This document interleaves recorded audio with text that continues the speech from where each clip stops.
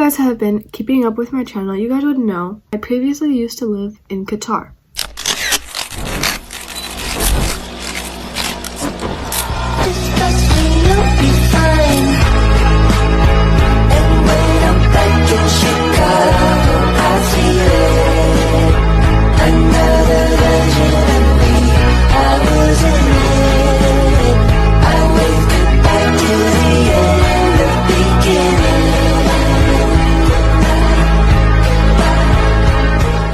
Now, Qatar is a country in the Middle East, right off of the Arabian Peninsula. To many foreigners, it's known for the FIFA World Cup, for oil too. I used to live there most of my life. I moved there when I was 5, and this is around 2007, 2008. We didn't leave until I was 18, turning 19 that month. I lived there for a good 14 years of my life.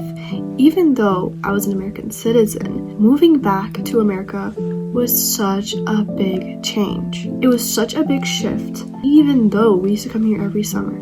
Moving to America, which is a whole different place in the Middle East, caused a lot of culture shock for me. And I'm here to tell you about that culture shock story. Now you would think that I would expect to have culture shock, and I did, but when you experience it, it's a whole nother thing, right? So when we moved here, I had finished a semester of college in Qatar, and so I was gonna go straight into the middle of the school year in college. We had moved in December, and I had like a month and a few days until my next semester started. And so I barely had any time to get familiar, even though like we had come every single summer.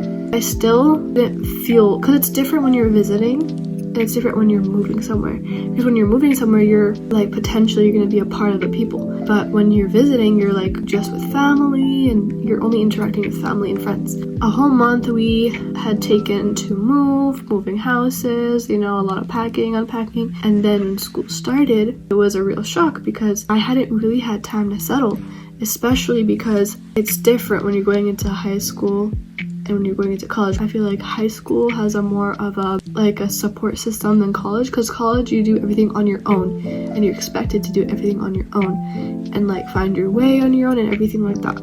I believe I started my first semester January 18th. It was a very scary day for me. I had previously toured that place with my second cousin, like she showed me around and stuff.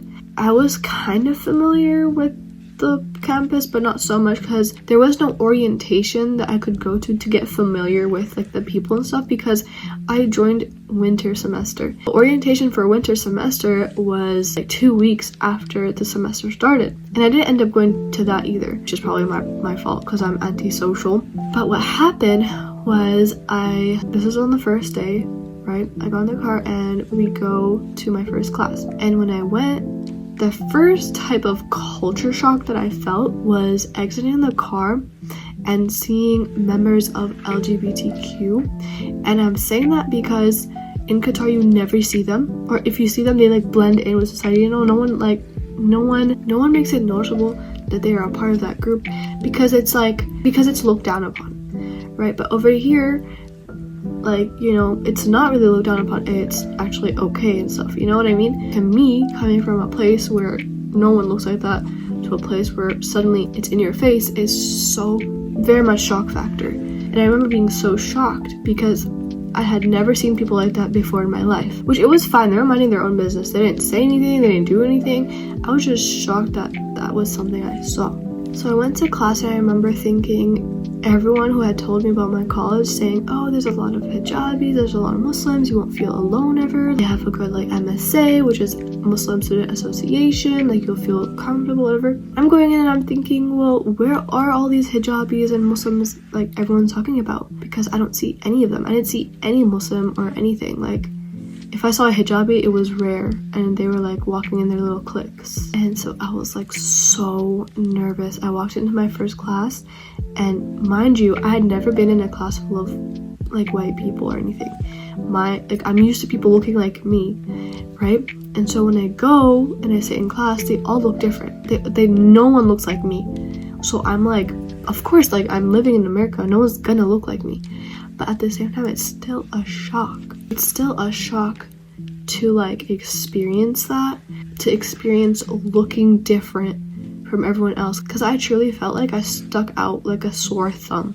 I felt out of place. Like it's a weird feeling, and it's not a nice feeling, but you get used to it. And you know, and so I walk in my first class and everyone's white or or black, and no one's brown and no one's hijabi, and I'm like freaking out. Okay, and I sit down and I'm like, I hope I'm not the only hijabi. And thankfully my first class there was one other hijabi. Then I finished my first class and I'm like, well, okay, well that was fine. At least there was one hijabi, and I'm hoping in this one there'll be more hijabis, more like brown people, Muslims, Arabs. But I go in and no one is hijabi, and I'm the only hijabi. And to me that was really weird, because I was so used to in Qatar not everyone, but like people around me being mostly hijabis, right? So I felt, and no one now around me was hijabi. Like it went to like two extremes, everyone being hijabi to like no one being hijabi, I was so shocked, and I felt so out of place.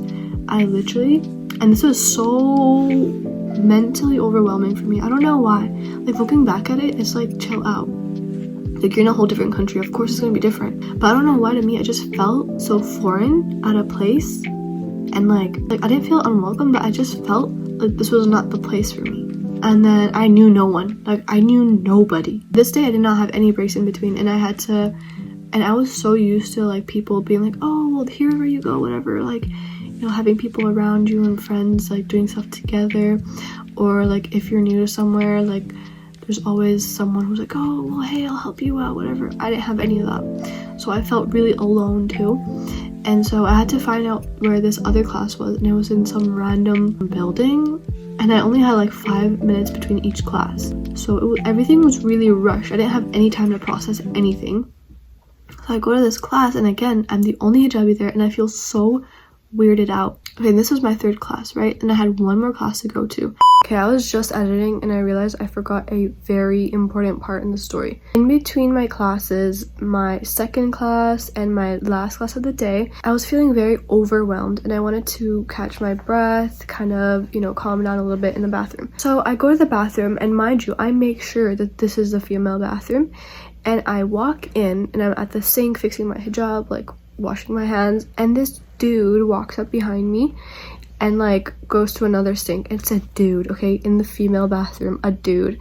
And I am freaking out. As much as I already was freaking out inside, I start freaking out a little bit more, and I bolt out the bathroom and go to my last class, even though like I had originally wanted to go to the bathroom to like catch a breath and collect myself. And so because I wasn't really able to catch my breath and calm down and ground myself, I feel like that's why I was more affected by what happened, especially because I didn't have any breaks, I didn't have lunch or anything. It was just back to back classes, and I was really overwhelmed. And again, this time I'm like, okay, where are the hijabis and people that look like me? I want to feel normal. I want to feel like not different than everybody else. And then in my fourth class, there's one more hijabi in there, and I felt like, oh, like thank God. So then my dad picks me up, and I get in the car, and I was so overwhelmed the whole day, stressed out, navigating on my own, feeling like alone, left out, like a sore thumb, you know what I mean? And I just let it all out. I was bawling my eyes out. Not because I was angry or sad, I was just overwhelmed. Like it's such an overwhelming experience, because my brother had told me from before, because he moved before, like a year before us. He was like, culture shock is real, and like you don't really understand it like until you experience it. And I have never felt that until I experienced it. And I mean, it's different for every person though. Like my sister didn't have that much culture shock at all, but maybe that's because she went to high school and like she had her cousins there and they kind of helped her out. But for me, like I had it horrible. But it's hard to move. I think if you move anywhere, you're gonna experience culture shock. I've grown since then. It's been a year and a half now, and I miss home. I miss Qatar so much, and I call it home even though I'm Pakistani. I gotta accept that now America is where I live, and I'm fine with that. I don't hate America at all. Like, I'm just telling my experience with culture shock in case anyone out there is also facing the same thing with culture shock, because it is a big thing. It really, because I did not want to go back there. Like I remember crying my eyes out, and I was like, I do not want to go back there. I do not want to go there. I do not feel a part of the people, you know. And of course I'm wearing a hijab. Like, you know, if I want to feel a part of the people, I should take it off. But because I wear it, and I wear it with pride, it's something that I gotta, you know, like tolerate. You know, I gotta just get used to it, you know. But in a sense, it was also my fault, because I didn't really reach out to the MSA. Like I tried, and literally, when you don't know people, like if you're going into college, like a new place, it's better that you know people from before, because I'm the type of person that if I don't know anyone, I won't go anywhere. That first like semester I was there, I did not attend a single MSA event. Like I remember there was this hijab week once, and I went up. They had like this event, right? And they had like a table. Sorry, they had a hijab week dinner. Okay, at the end of the week, and I was like, oh, I'm gonna go there, and I'm gonna like bite the bullet. I'm gonna like swallow my pride. I'm gonna walk in there. I'm gonna make friends. So after class, I walk up to the place, and I'm like, I go up to the door, literally where they're having the dinner, and like no one's in there. Like 5 people in like a table, or like 6, or I don't even know what. And I don't even go in. I look in there, and I'm like, and I call my dad. I'm like, pick me up. I'm going home. I'm not attending this.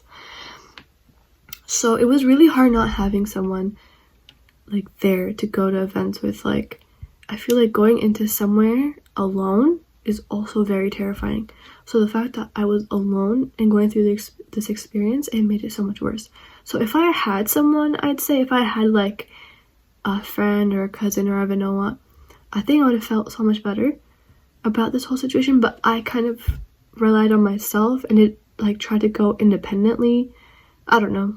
But yeah, that was my little culture shock experience. It still kind of affects me. Like sometimes I still get culture shock, and I'm still like, why am I still getting culture shocked? I've been here a year and a half. I hope you guys enjoyed this little story time. If you guys want to hear more story times, let me know. And yeah, see you in my next video. Bye guys.